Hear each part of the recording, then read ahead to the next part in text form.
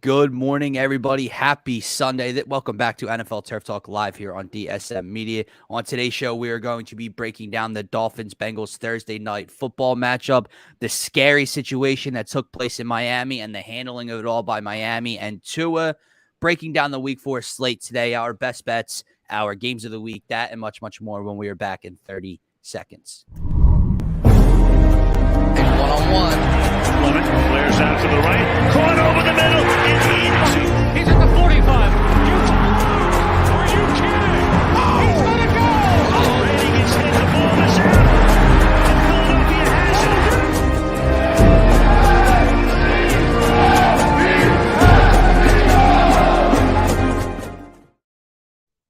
it. Good morning, everybody. Welcome back to Turf Talk on DSM Media's Facebook, YouTube, and Twitter channel. If you are new to the channel, guys, head on over to @DSM_media on Twitter. Check out the link tree in our bio while you're on the page and head on over to the YouTube channel specifically. That's where you guys can be interactive with this morning's show, where we can pull up your comments, talk about this Week 4 slate, talk about the Tua injury, whatever you guys want to get into today. Mark chiming in. What's going on, Mark? Long time no see here for Mark on Turf Talk, Scotty. But I'm one half of your host. You can find me on Twitter @DylanJD98. To my right, my faithful co-host, Scotty. You can find him on Twitter @ScottyDrowned. My man, what's going on? New setup for you. Yes, sir. We are on the road this weekend. As you know, out of town for a wedding this weekend for my buddy. Yes, sir.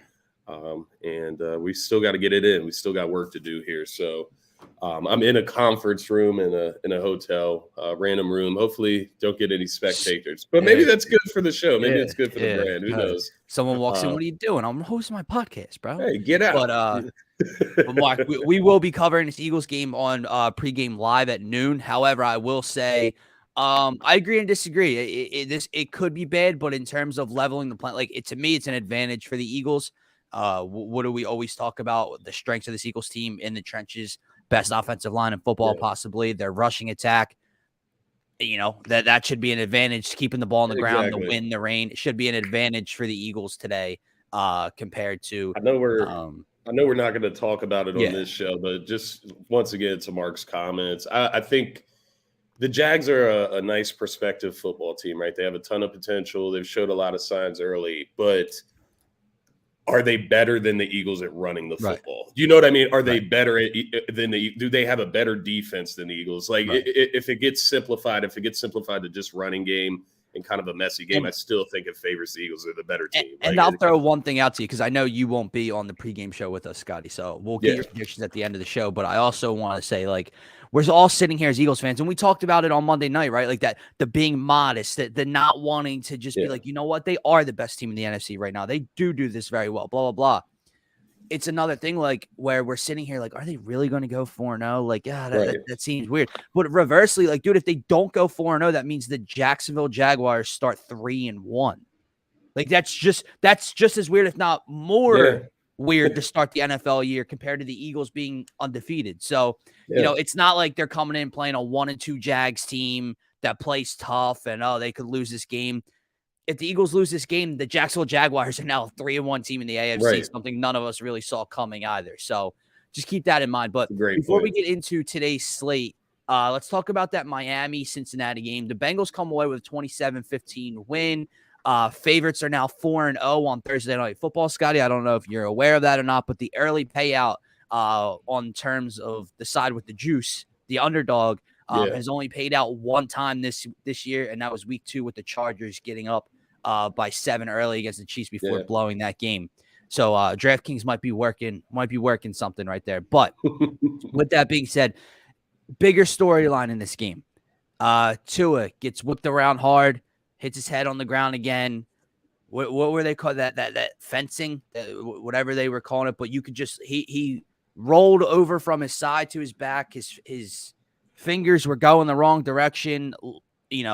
Lights on, no one's home. He was knocked out.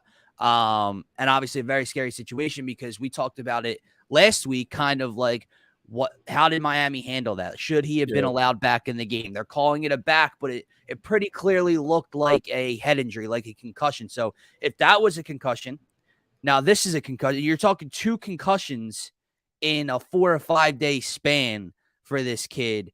And then, his head coach comes out after the game and says something so irresponsible. And he tried to backpedal the next day, but he basically came out and said he's glad it wasn't something more serious. What?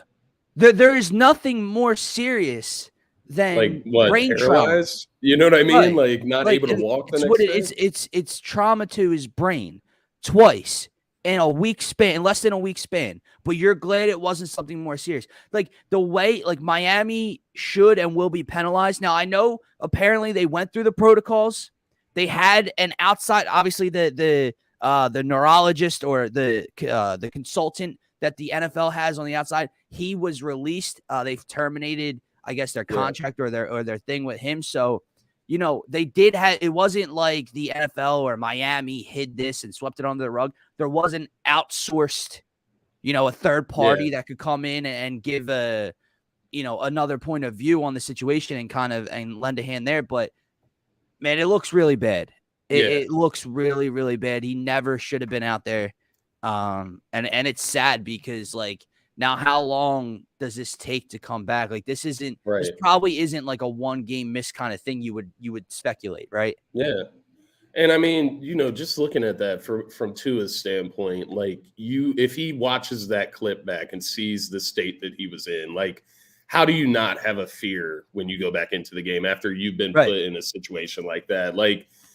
It's just wild to hear those comments from Mike McDaniel because it makes me think about that. It was a recent podcast. Mike Tomlin, Ryan Clark were talking about this situation specifically regarding Tua, and Mike Tomlin basically said, I think it was on the Pivot podcast, Ryan Clark's show, and he basically talked about how he kept Ryan Clark out of those games in Denver after he almost died. To save his life. Yeah. He's to save his life. He said, exactly. if you were my child, I wouldn't even be having a comment.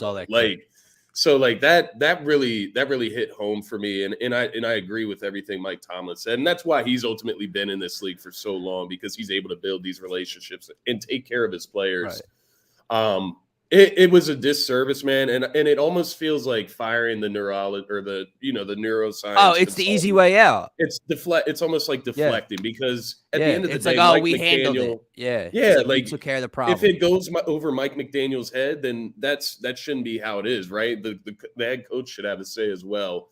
I think that whole organization is guilty in this situation. It was a mishandling, and quite honestly, after what you saw on Sunday, I don't know how you could send him back out there against the Bills, honestly, and I don't know that was even touched on enough. It got talked about, but I don't even know that it was talked about enough. Well, it wasn't, man. It really bothers me. That was wrong as well. You know what I mean? And then they go and throw him out there 4 days later. Here's my favorite part about it. I'm glad you brought that up, right? Because so he gets hurt before halftime of that Buffalo game last week. And he heads back, and they call it a back injury, not a head injury. But he comes back out and he plays. But then for some reason, Scotty, he's questionable heading into week 4. He just finished the game. He didn't get hurt at the end of week 3. You sent him back out, and he finished the game and had no problems. But then he was ultimately questionable and was like a daytime decision for Thursday night. So make that part of it make sense to me. And I'm glad you brought up the Ryan Clark point, right? Because it's more, dude, when you're talking about head injuries, when you're talking about, like I said, ultimately can cut their brain trauma, right? And over time, why do you think, football specifically has all these long-term effects and issues with head injuries?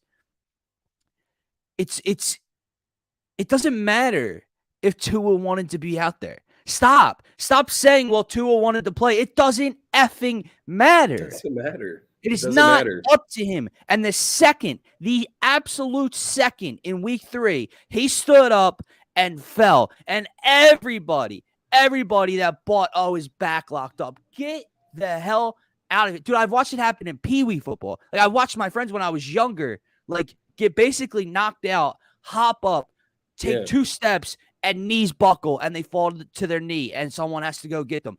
It's a concussion every single time. and everyone just swept it under the rug. It's a back injury. And then you come out and he gets whipped around hard. His head whips back. And that's all she wrote, man. And it was ugly. And not to mention, like, the Amazon, be better next time. Like, you don't have to. They zoomed in on it, on his face. Like, zoomed in on him. Like, what are we doing? And then you want to keep showing the replay. No one needs to see that. Like, all right, it's there. You can talk about the injury. You can talk, like what we're doing right now. You can talk about the situation. You do not have to show his fingers locked up and facing the wrong way and his eyes open, but no one home. Like, you did not have to do that. The whole situation was really bad. And it's scary. So it's scary, and it's Miami sad, will probably be punished in some way. Yeah. And it takes away from the game. It goes so deep. And now, like you said, it's up in the air for Tua. He's having such a great season. And it's almost, I hate to even think that this is it, but it feels like it has to be part of it as well.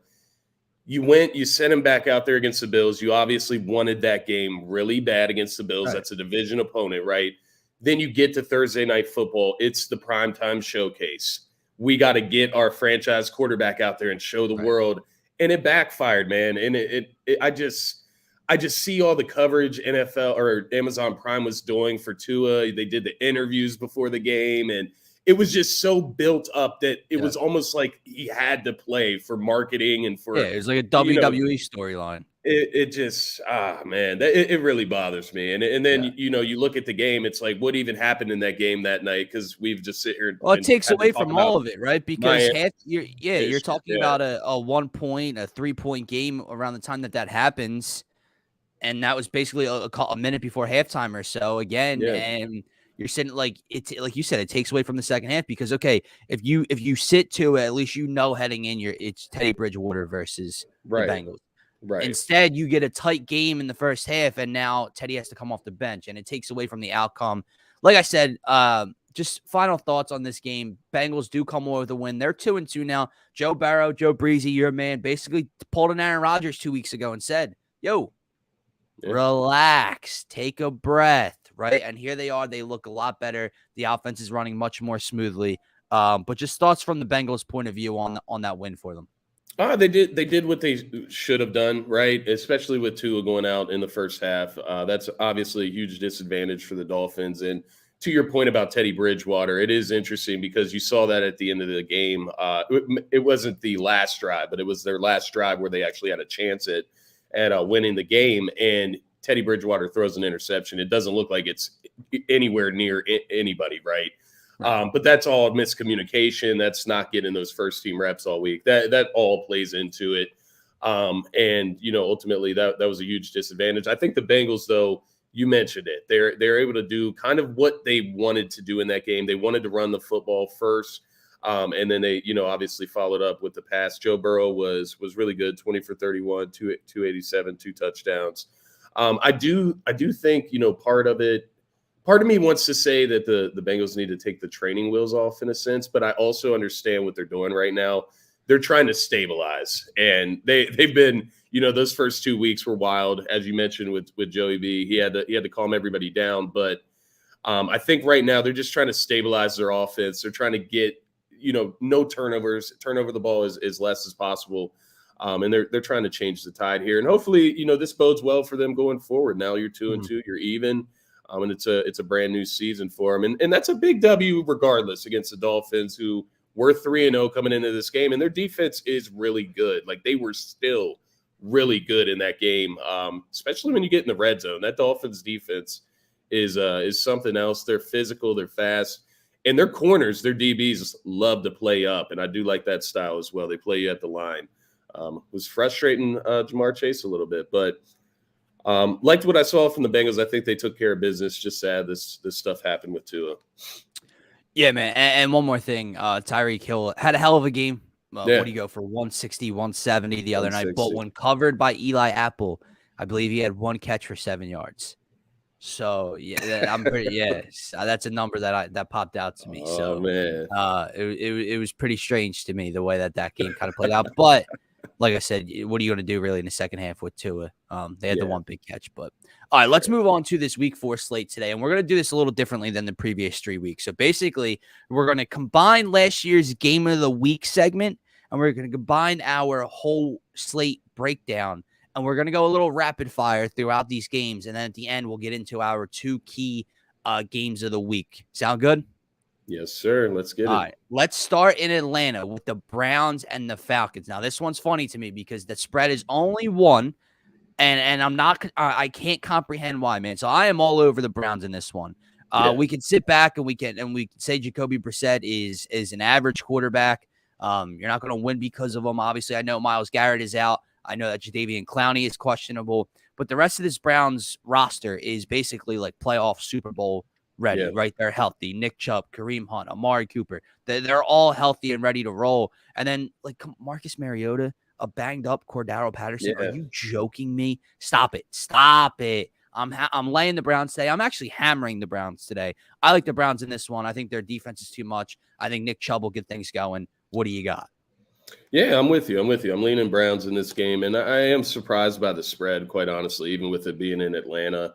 The Browns are a little bit better than that, and I think they've kind of shown that they can win with Jacoby Brissett so far. Like, yes, they may not be the best team in the NFL. They may not be that Super Bowl contender that they would be with Deshaun Watson, but they were able to go out and beat the Steelers, who have a great defense, right? Jacoby Brissett was able to man that game and win that game. I don't see why that would change when they go up against the Falcons. Just take care of the ball. Don't turn the ball over. Run the football. And they should be able to win this game. Marcus Mariota will turn the ball over one or two times, I'm sure. I don't understand the spread in that one, honestly. 1-point game, even with them on the road. Maybe I'm reading too much into it, but I'm with you. I am hammering the Browns in this one. All right, heading down to Dallas, the Commanders and Carson Wentz take on the Dallas Cowboys and Cooper Rush today. This game's interesting, man. NFC East, obviously, we're going to kind of keep an eye on it, see how things play out there. Cowboys 2-0 post-Dak injury. We thought stick a fork in them. They're done. Cooper Rush will not get the job done. Well, he's not only keeping them afloat, winning ball games without Dak Prescott. Reversely, Commanders started off putting points on the board week 1, coming out with a win, losing week 2, but still putting points on the board. And then you saw what the Eagles' defensive front was able to do to Carson Wentz last week. You have to figure Micah Parsons and DeMarcus Lawrence and this Cowboys pass rush should have a field day with Wentz. However, this game's weird to me, man. I like Washington. I don't know. I'm sorry. Like, what's more weird? Carson and Washington bouncing back and Cowboys not getting a pass rush against them, or Cooper Rush and the Cowboys going 3-0 without Dak Prescott. I think they're bound for a loss here today. I think Washington bounces back. Don't really know what they are. They're in this weird gray area. Carson can obviously play a lot better than he did the previous 2 weeks. We'll see what Carson once we get today. I'm going with Washington. I definitely I think you have some good points there, especially regarding the Cowboys. And I'll go ahead and be out front here. I mean, the Cowboys have looked pretty solid without Dak, right? The defenses look good. They're running the football really well, especially in that Giants game. We got to see a lot of Zeke and Pollard, but you do just have to wonder, right? Like, they got to drop one of them, right? Like, they can't win every game without Dak Prescott. Exactly. He has to be more of a difference maker than that. But I will say the Commanders' offensive line, it does worry me. For sure. Last week was, that was something else, right? 9 sacks. Carson Wentz didn't have a chance in that game. That offensive line was terrible. That can't happen every week, right? Right. That was just ridiculous. They had no inclination on the offensive end in that game. And it does feel like they got to bounce back in some facet. I am going to go Dallas in this game just because of the defense. I do trust the defense there. And I don't know what Washington is. And, maybe they make me eat my words today. I am ultimately rooting for the Commanders to win this game for sure. I would like Carson to pull one out for the good guys here. But I don't know. The defense for Dallas has looked really good. Man, because you have good points. You really do. I'm still going to stick with Dallas in this one, but I like what you said. No, I We'll like it, see man. we'll see what the Commanders are really about. And it's a big game in turn. Like Mike McCarthy, Kellen Moore, you have to continue to to pull out the game plan you had the previous 2 weeks without Dak, and Yeah. that is establish the run, feed Zeke and Pollard as that combination, and let Cooper Rush pick his spots in the play action with CeeDee Lamb and Noah Brown. I haven't heard if Gallup or if Dalton Schultz are available today. I have no idea, but yeah, man, it feels like a weird game to me. And the one thing I will say about the Commanders, which is kind of another point to add to your case, they defended the run pretty well last week. I know Jalen Hurts was able to do his thing through the air, but they really held the Eagles in check on the ground for the most part. Now, mind you, we didn't have to get too crazy out there, but Miles Sanders didn't have the game that I had imagined. Oh, Gallup is back today and Schultz, so that bodes well for him for sure. But we'll see. It's interesting. Division game. Anything can happen.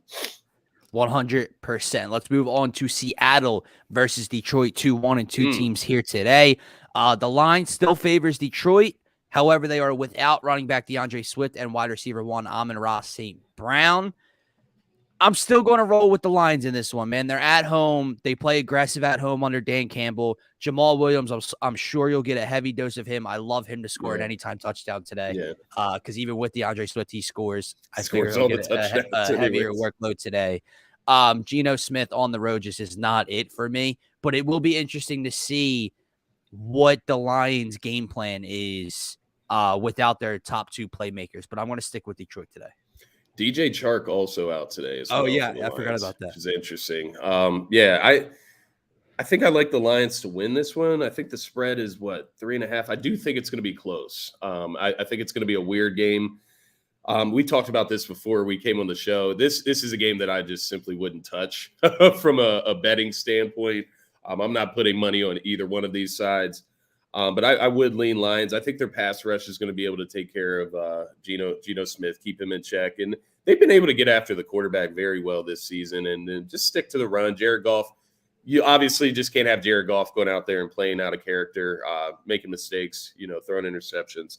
Can't do that. Take care of business at home. They actually do need to win this game in order to kind of keep that hope alive, right? Stay 1-3 into the season. Yeah, 1-3 after that, maybe the Lions are a different team this year. Maybe they're a lot better than we thought.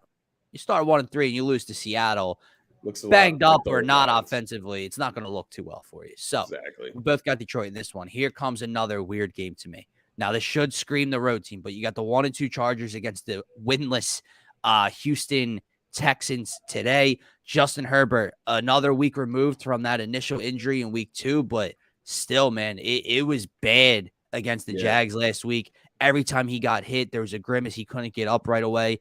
I believe Keenan Allen walked off with trainers again throughout this week in practice, so I don't know if he's healthy. No Joey Bosa. No, he's not playing. No Joey Bosa. No Rashawn Slater. J.C. Jackson's nicked up.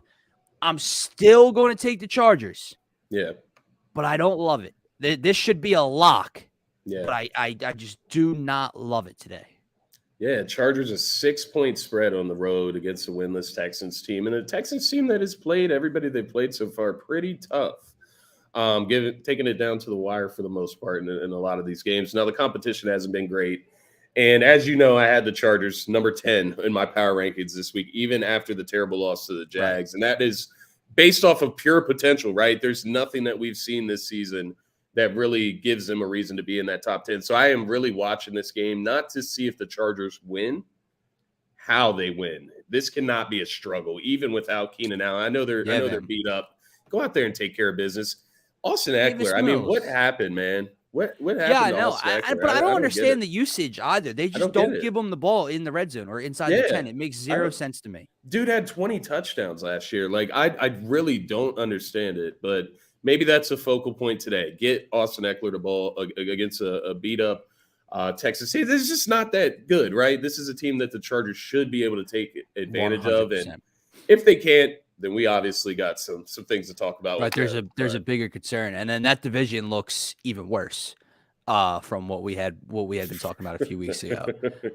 Speaking of divisions, AFC South, Titans, Colts, as good of a running back matchup as you are going to see JT versus the King, Derrick Henry. It's in Indy. Both teams coming off of a big win. The Titans win a nail biter against the Raiders last week. The Colts win a nail biter in the final 30 seconds against the Chiefs last week. What do you got for me here, man? Like, which team turned things around last week? I'm going to roll with the home team, and I'm going to roll with Indianapolis today. I don't trust Ryan Tannehill. If you can limit Derrick Henry, he hasn't looked like the King this year.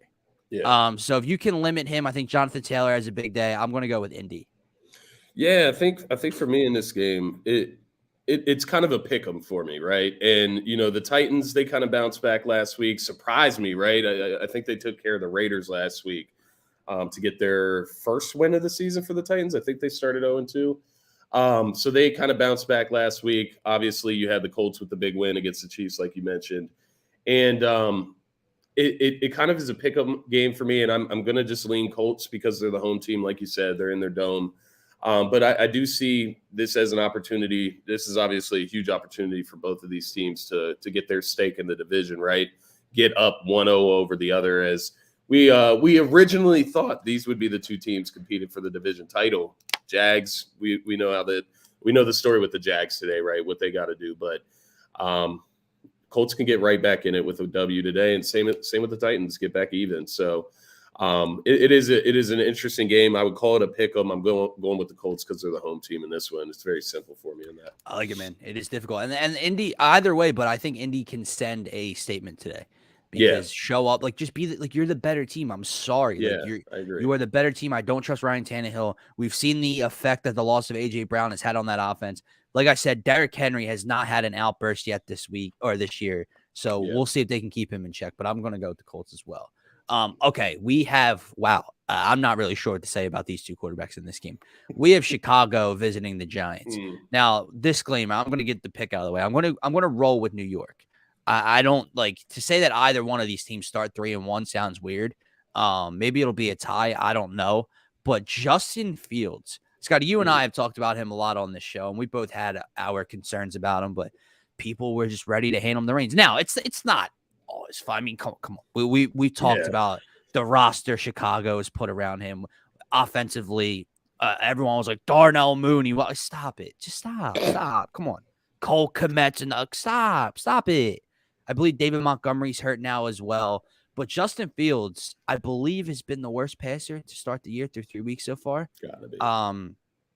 I think he's only thrown for like 300 and some odd yards through 3 weeks. Yeah. But somehow the Bears are winning games. They're 2-1, man. I don't see that happening today. I know that the Giants are a little nicked up losing, Sterling Shepard on Thursday night. I like their defense better. I like Saquon Barkley better. And if I'm being honest with what's around them, I'll probably take Daniel Jones at the moment. So yeah, it's crazy to say. I'll roll with the Giants in this slugfest. Yeah, it's a slugfest, right? And you mentioned everything about the Bears as far as they've been a tough team to play just defensively. They're going to try to keep it close defensively, run the football. That's their calling card, right? But yeah, they've been very dismal as far as the passing game. And Justin Fields, I would love to know if it is Justin Fields. Like, is he just this bad of a passer? Do they have training wheels on the offense? It's sad because I have no interest in watching Chicago at all to find out. But nonetheless, it's sad what Chicago's put together for a young quarterback like that you would hope with where they picked him that he would be a franchise guy. And they just have not surrounded him with anything, right? Mooney's been a complete flop. David Montgomery is out today, so we'll see what Khalil Herbert will do. He actually played really well last week. But I don't like the Bears in this one. I think, when you talk about what's around these quarterbacks, like you said, Daniel Jones has the better weapons around him, the better resources. And I think that's what ultimately wins them this game today. But it is, the Bears, man, it's gross football as far as offensively. That is not what's going to sell, I would imagine. So they got to make some changes there organizationally. Like, there's just something off, right? Like, I don't know what it is. But with that being said, they are 2-1 right now. And they have a chance to go 3-1, as weird as that is. But I am going to go New York in this one. And it's crazy for you to say Daniel Jones is playing better than Justin Fields, but it's true. Yeah, it's true. And with what's around them, I'll take Brian Dable and Daniel Jones in that offense more so than I will with Chicago. But Kirk Cousins just got picked off by the Honey Badger to end the first quarter there in London. So keep an eye on that game. Vikings up 7-0 at the moment. All right, moving on to the final 1:00 game on today's slate. Boy, running out of words for these games today, Scotty. We have the New York Jets taking on Mitch Trubisky and the Pittsburgh Steelers, 2 1-2 teams here today. What's going on, buddy? Go ahead. The floor. We got the Steelers 3.5 point favorites in this one against the Jets. And I'm going to lead by saying this. We have put the money on the Steelers, twice this season? Yes. We've put all the cards Yes. in the Steelers' hands, right? Week 2 and And week they 3. have flopped. They have flopped every single time. I'm going to go with the Jets in this game. Weirdly enough, Zach Wilson back. Now, I am kind of being funny in this. In reality, a couple weeks ago, I would have picked the Steelers in this game, but they do not look like they have any type of offense going in it until they make that change, at least to see what Kenny Pickett can do with this offense and with these receivers and get Najee Harris involved. That defense is still good. But I'm going to lean the Jets here because I think they're going to be able to score the ball more. They have weapons. They have Breece Hall. They're getting him going. They have Michael Carter. And then you have the 2 young receivers on the outside, Elijah Moore and Garrett Wilson. I think he's questionable, but nonetheless, he'll probably play. Zach Wilson's back today. That would be my one detractor, I feel like, for the Jets because you just don't know. And Joe Flacco hasn't been – well, last week he was kind of terrible. Week before he had 4 touchdowns, though. So they can score, and I think that is ultimately what I'm going with here. The Steelers just aren't going to be able to put up points, and the Jets' defense hasn't been too bad as far as the way they've looked. But how do you feel about this game? I'm interested. We're going to try this one more time. Pittsburgh, we're going to try this one last time. And the only reason I give them a slight advantage is because they're home, is because I'll take Mike Tomlin over the receipts any day. Please, for the love of God, feed Najee Harris. Please just do it. Just rely on Najee. It'll make Mitch's life easier. It'll make your offensive line's life easier. Just rely on Najee. You have guys on the outside. You have Deontay Johnson. You have George Pickens. Find a way to get him the ball. You have Pat Freiermuth. You have Chase Claypool. The defense, I know you're without TJ Watt. I believe they're the highest paid defense or second highest paid defense in the league. Show up. Act like it. Yeah. So I'm going to say that Zach Wilson comes in today. He's a little over anxious, and he throws a pick or two. Yeah. And I'll go with the Steelers to win this one in an ugly game. But this is a big game for Mitch. Like, can you keep your team afloat? Can you be 500 heading into week 5? Or are you just sinking already to start the year? But let's move into the 4:00 slate before we get to our games of the week. Well, actually, let's circle back around. Our 1:00 game of the week. We have the Buffalo Bills visiting the Baltimore Ravens. Scotty, what do you like in this one? Because this one, the Bills coming off of a bad loss in Miami, the Ravens coming off of a weird win in Foxborough against New England. Lamar, Josh Allen, 2 high potent offenses, but one defense is banged up and the other defenses look suspect this year. What do you got for me? This one's tough. I actually like both of these teams a lot. They've actually both you already know the Buffalo Bills are number 1 on my power rankings. The Ravens, I think, are 5, 6 around that area. High on both of these teams, high on both of these quarterbacks right now, both playing at an MVP type of level. It's going to be interesting to see them go back and forth, right, today. That's going to be fun to watch. The main thing here, I trust the Bills a little bit more. I trust that defense a little bit more than what the Ravens have looked. And sure, the Ravens have the tools. They have the resources to have a good defense. But so far this season, it hasn't looked great. They've had a lot of blown coverages. Last thing you want to have is confusion in your secondary against Josh Allen, Stephon Diggs, Gabe Davis, so on and so forth. They've been able to get a lot of people involved this season. Isaiah McKenzie's another interesting one because I know Gabe Davis is questionable today. I'm going with the Bills in this one. They're 3-point favorites in Baltimore on the road, which I think that kind of says a lot as well. Given the Ravens are a really solid team, I'm going to go with the Bills here. I just trust them a little bit more.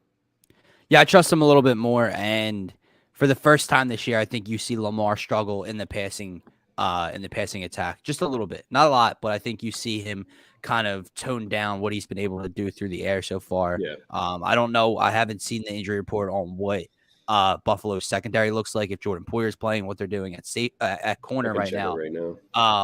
But nonetheless, Baltimore's defense has been really suspect to start the season. And last week, although you won the game, you still allowed like 26, 27 points and allowed Mac Jones and that bad, ugly New England offense to move the ball up and down the field on you. If it's not for a pick in the end zone, if it's not for Nelson Aguilar getting the ball punched out from behind, Baltimore could have lost that game and allowed over 30 points. I can't imagine what Josh Allen and this Bills offense is going to do today, not to mention how much food they left on the table last week as an offense, only putting up, 19 points last week, 17 points.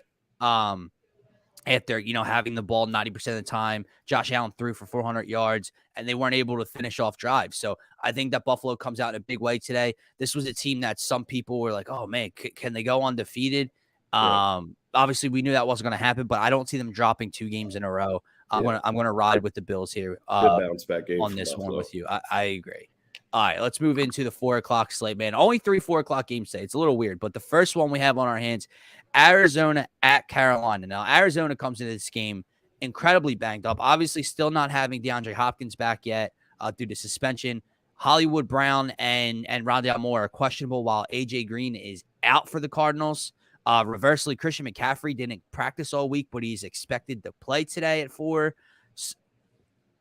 This one's weird to me, man. I was leaning Cardinals all week. If those receivers do not play, or if only like Rondale Moore plays, they're in trouble. So I think I'm going to go with the home team. I think I'm going to trust Baker and the boys today and go with the Panthers on this one. This one's tough, especially with the players that are up in the air right now. Like if Hollywood Brown doesn't play, it's hard. This offense is going to struggle as far as Arizona that I'm speaking on here. It's a 1-point spread for the Panthers, so they're technically not even favorites at home. This one's tough for me, man. I won't lie. I like the Cardinals more overall, right? Like I like them right now as a team. I like the Cardinals more than the Panthers, but the Cardinals are really beat up in this one. I think I'm going to go with the home team in this case. I'm with you. I'm going to lean with the home team, the Panthers. I'm going to ride with Carolina today. I just think Kyler's going to really struggle without a go-to receiver. Yeah. Hollywood Brown has been that guy. He had a great week last week, as we saw. So I think if he doesn't go, especially, this is going to be a really hard game for Arizona to win on the road, I should say. Yeah, I think we have a touchdown being reviewed on 3rd and goal here for the Saints in this early game. Phil, James, if you're watching, let me know what's going on there. I have video review started in that one. But I agree with you. And one thing that's odd, man, Kyler just has not utilized his legs. It's not been a dual threat like we've seen throughout his early career so far. And it's like, is it him? Is it the play design? I don't know what's going on there in Arizona, but I agree. I think that the Panthers come away with a win today. And you saw, just your point about Kyler using his legs, because I think that's a great point about Kyler that has kind of not been talked about a lot, right? Is it because he got the contract? Are they trying to just keep him healthy? What exactly is going on there as far as why you're not using your mobile quarterback as a dual threat? You saw it against the Raiders, right? That was the best Kyler looked this season, and it was him scrambling around in the backfield and then ending up in the end zone. So I don't know. Take the training wheels off Kyler a little bit, I think, here, Cliff, and we might see a different Arizona Cardinals team. I agree with you. Panthers. There we go. New England, Green Bay. This is the biggest spread of the day. It's in Lambeau. Aaron Rodgers and the offense has looked a little bit better over the last couple weeks. I'm still not bought into them yet, but no Mac Jones for this one. New England, we already know offensively probably what they are, and they shot their load last week and then won the week before in Pittsburgh. I think Green Bay wins this one. I think they cover. I honestly think Green Bay might win by 20 plus today. I'm not kidding. Like, I was going to ask you if you think they cover. This might be like 27-10 to 27-3, something weird. But Brian Hoyer. Yeah, I like them to cover. Yeah, man. Like, come on, stop it. Like, come on. Packers defense Packers. way too good for that. And Aaron Rodgers, he's going to be able to do what he needs to. Yeah, I'm going to go with the Packers as well. For sure. Not much to say about this one. Easy. Now, we'll call this the 4:00 game of the week. And we are going to Las Vegas, the 2-1 Broncos versus the 0-3 Las Vegas Raiders. AFC West showdown. Scotty, what's the bigger story here? Obviously, the more desperate team is Vegas. Vegas cannot afford to go 0-4, or you can literally stick a fork in their season now. The season will be over. But on the flip side, Denver is 2-1, but they have not looked, at least their offense has not looked good. And if they come out today and lose, and the offense continues to struggle, that's a problem for them going forward as well. So obviously the Raiders definitely need this one a little bit more. The Broncos need it almost as bad for the way that they've played so far this season. Yeah, I kind of agree with that. I do, obviously agree in the fact that the Raiders need it more. They're winless.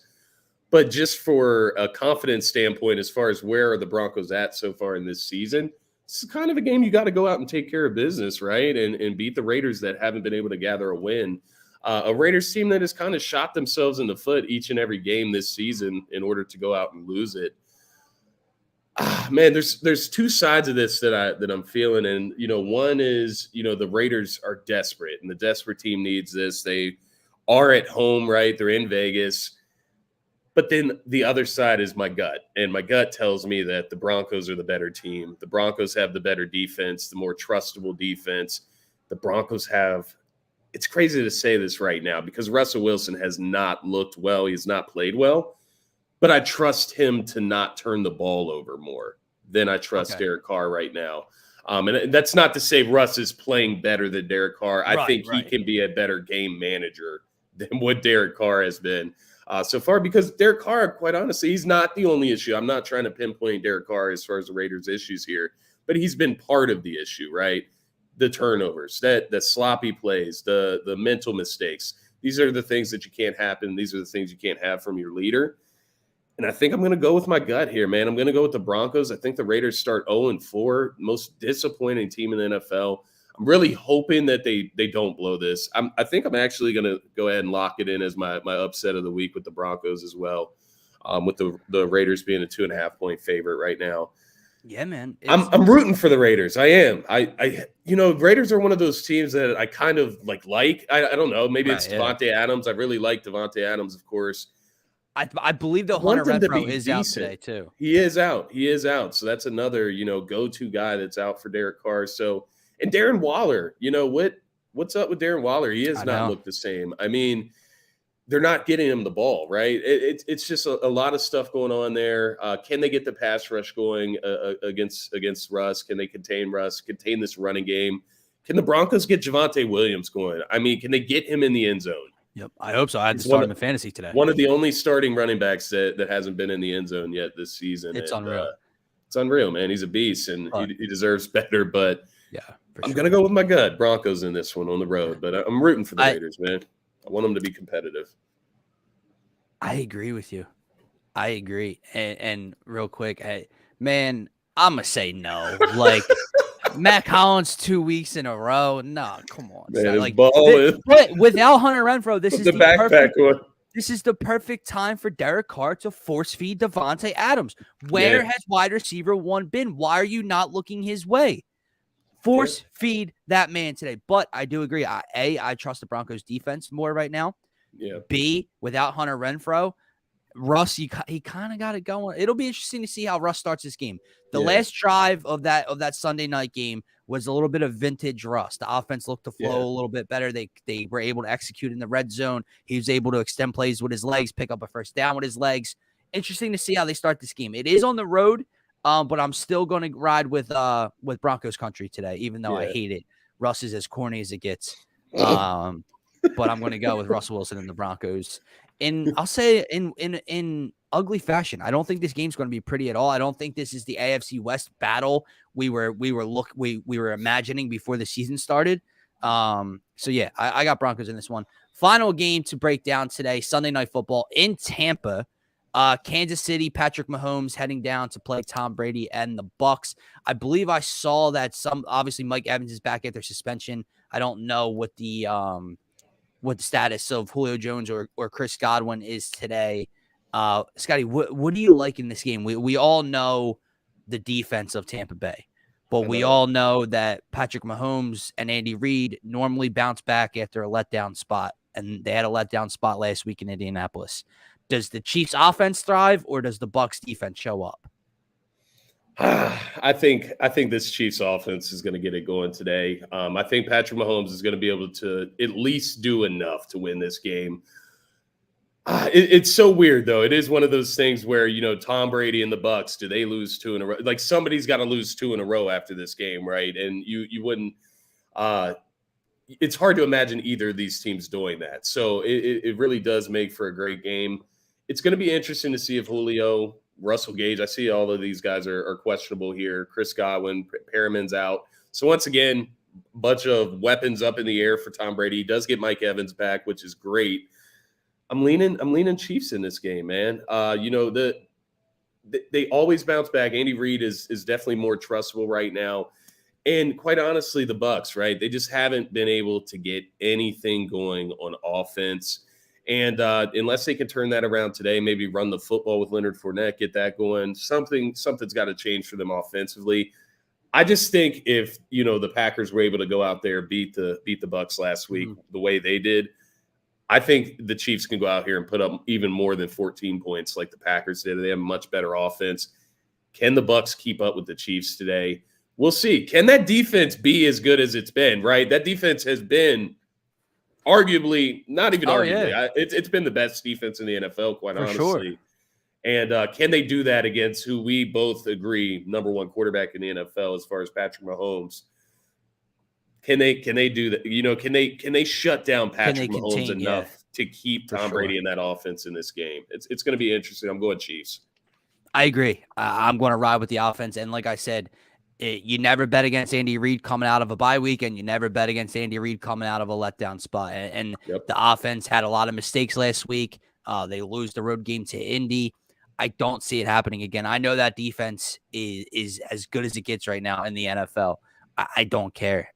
I do not care. I think Patrick Mahomes distributes the ball around. Travis Kelce, I'm assuming Levante David will get that matchup, but I still like Travis Kelce to bounce back as well after dropping that pass in the end zone last week. Yeah. And ultimately, the Chiefs defense has just been a lot better than we imagined heading into this season. Yeah, it's a very good point. The Bucs offense has looked as ugly as possible so far to start the season. So with that being said, I am going with the Chiefs, man. No, great point. Great point. Probably one of the lesser talked about stories is the Chiefs defense and, kind of how sturdy it has been in moments, right? Yeah. Last week they had a letdown, but nonetheless, they've looked pretty solid, pretty underrated defense they got there. I agree, but Scotty, that is going to wrap up this Sunday edition of NFL Turf Talk. I'm not going to keep you too much longer, my man. Go have some fun. I don't got any parlays today, guys. Yeah, I'm in Maryland, so no sports betting for me. I'm pretty sad. I currently have the Vikings laying 3.5 right now to the Saints. The game started out beautifully with 7 on the first drive, but heading into halftime almost, the Saints had the ball, and it's a tie game 7-7. Wow. So not loving that right now. But then I'm also laying the Browns money line today, and then I'll see what we get into later. Lock and upset. Lock and upset. My lock is going to be the Green Bay Packers. My upset is going to be, you know what? Why not? I'll go with the Washington Commanders. Okay, I like it. I'm definitely rooting for the Commanders today. I would like to see Dallas lose at least one without Dak, right? Hang out with us tomorrow night, Terry. We got you at the Niners. We got you, Terry. Upset, as I mentioned earlier, Broncos over Raiders. Lock of the week, I'm going to go Bills over Ravens. I think they take care of business. Ooh, It's a risky Lock lock, it up. but I like it. I Lock like it it, in. man. All right, guys. If you're new to the channel, remember to head on over to @DSM_media on Twitter. Hit that follow button. We greatly, greatly appreciate it. Check out the link tree in our bio. It'll take you to every social media platform we are available on. You can follow us on Instagram, Twitch, TikTok. We have a TeePublic merch site up there as well. Check out my co-host Scotty on Twitter @ScottyDrown. You can find me on Twitter @DylanJD98. And don't forget to come hang out with us on DSM Pregame Live Eagles Jags preview here on DSM Media Live at noon today. That's going to be it for Turf Talk. Enjoy the rest of your day. One-on-one.